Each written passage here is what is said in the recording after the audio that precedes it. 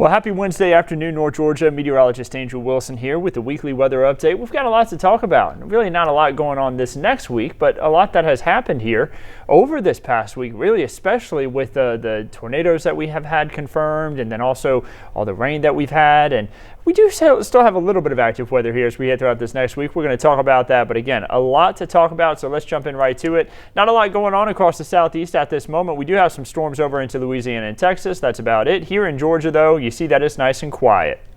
Looking out from our tower cam there into Cobb County on Arizona Avenue out towards Midtown and downtown, just a stunning view there.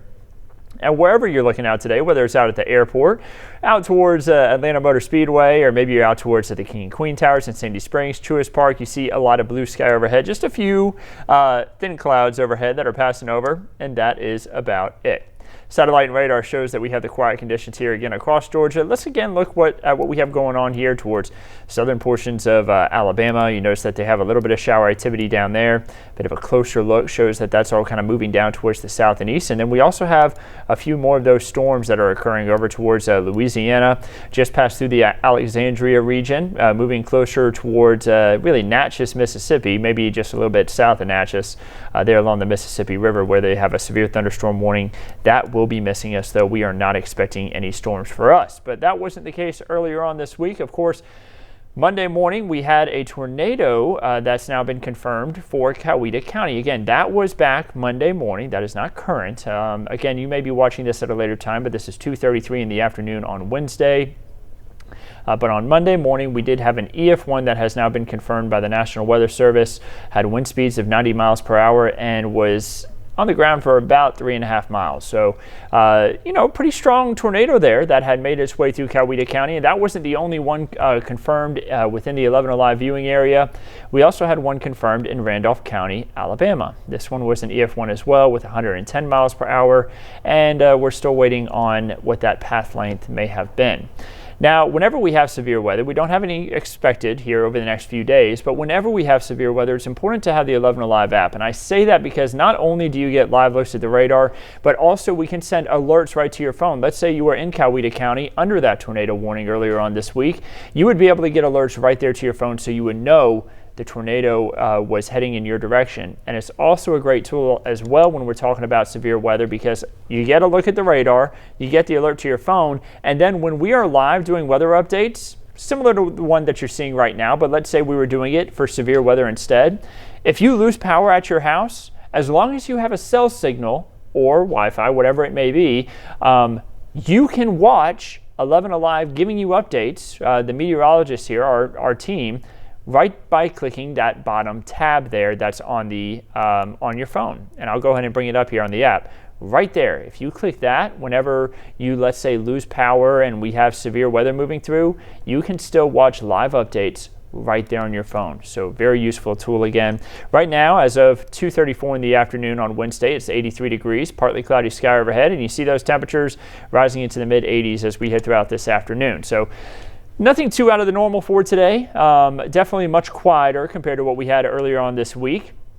As we head throughout the rest of today, again, temperatures rising into the mid 80s. Then we move into tonight. Those temperatures will be falling back down into the 50s and 60s. We'll have a partly cloudy to mostly cloudy sky overhead. Moving into the day on Thursday, partly cloudy to mostly cloudy again, temperatures into the 70s and 80s, and then we're going to have another day where we have temperatures starting off in the 50s and 60s Friday, rising into the 80s again for the afternoon with maybe a little bit more sunshine there. So we're kind of stuck in a trend right now where we're going to have a little bit of drier conditions, but it's not going to stay like that the entire 7-day forecast. So if you're in the need of rain, don't worry. There is some there in the 7-day forecast. We're going to talk about that in a moment. But first of all, let's talk about these temperatures. Again, temperatures in the lower to mid 80s here over the next few days. That's going to be around average to maybe even just below average for this time of year. Your average high right there on the screen of 84 degrees. So kind of nice to have some more average temperatures compared to the big heat that we had just last week. Remember, on the 24th, we hit 90 degrees. So that was the hottest temperature that we've had so far this year. It is also the first time this year that we've hit 90 degrees. 89 we hit back on May 26th. So you see a lot of numbers where it's the 23rd, 24th, 26th, 27th, 28th, all from last week where we had those temperatures really over the last week total, really. We had temperatures getting way up there into the mid to upper 80s to even lower 90s. So where did 2024 rank as far as our first day to hit 90 over the past few years? Well, it's right kind of on the mark. On average, we hit our first 90-degree day on May 31st. We just hit it again on the 24th.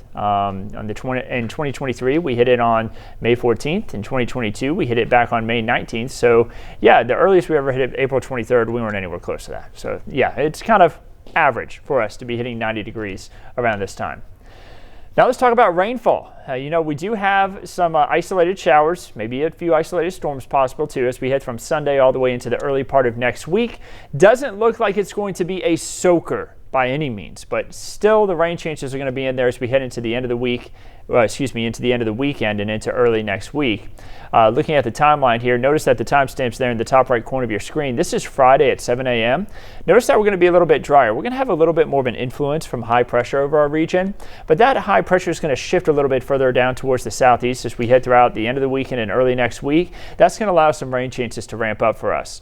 Notice where the winds are coming from. A little bit more out of the south to southwest there by the time we head into Sunday around 4 p.m. Starting to see a few isolated showers, mainly into areas northwest of Atlanta. That trend will continue as we head into Monday around 7 p.m. You still see a few spotty showers, and then again on Tuesday, maybe even Wednesday, still seeing some of those rain chances kind of lingering around. Again, not a washout, but we could have a couple of heavy downpours. Notice the difference between areas closer towards the South Carolina border towards the Alabama border, where the rainfall is really going to occur over the next week. You notice that areas closer to the South Carolina border, we're going to see less rainfall for you. That's going to be maybe a quarter of an inch of rain or less. The Atlanta area, anywhere from about a quarter of an inch of rain to 3/4 of an inch, nothing too significant.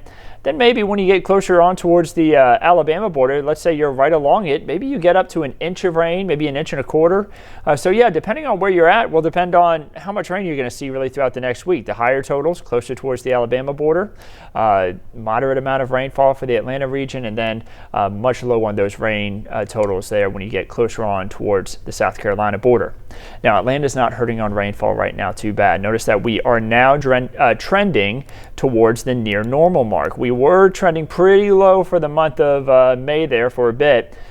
Notice that we were really dipping down, especially last week when we had that really dry spell. You notice that we got all the way down there even to the very dry category, moving from left to right there throughout the month.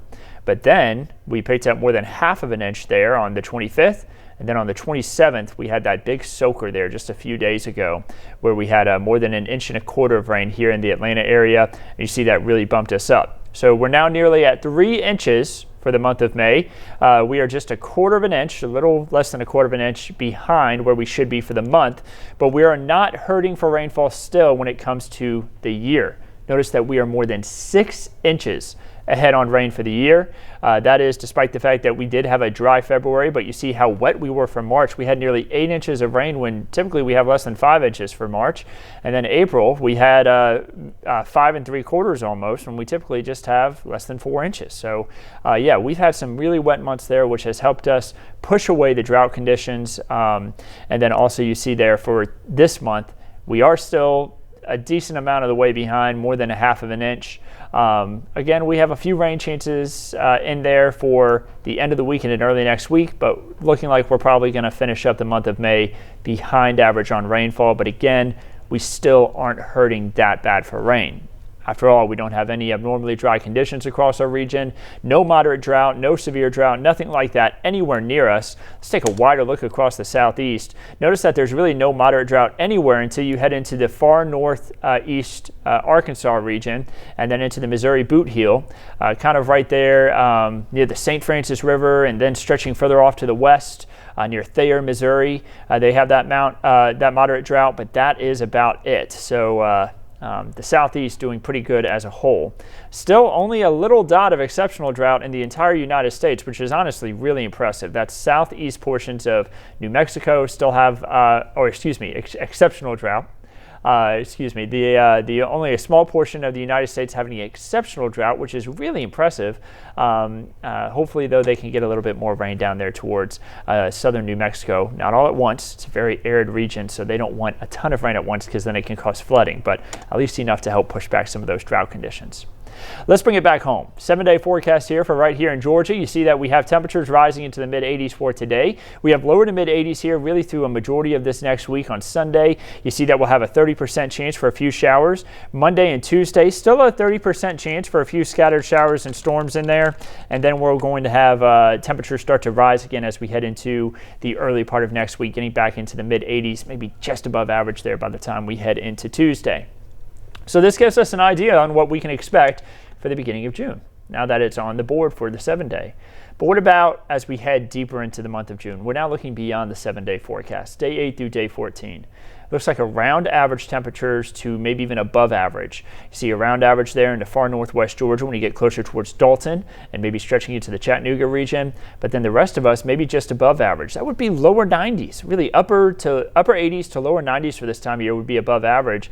And that could be what we deal with there as we head into the early to middle portion of the month of June. And then as far as rain is concerned, maybe around average rainfall. Now, this isn't one of our wettest months of the year here coming up for June, but, you know, it is going to be nice to maybe have near normal compared to the soaker of a month that we had back in March and April. But, you know, this month may be a little bit more close to what we had for the month of May.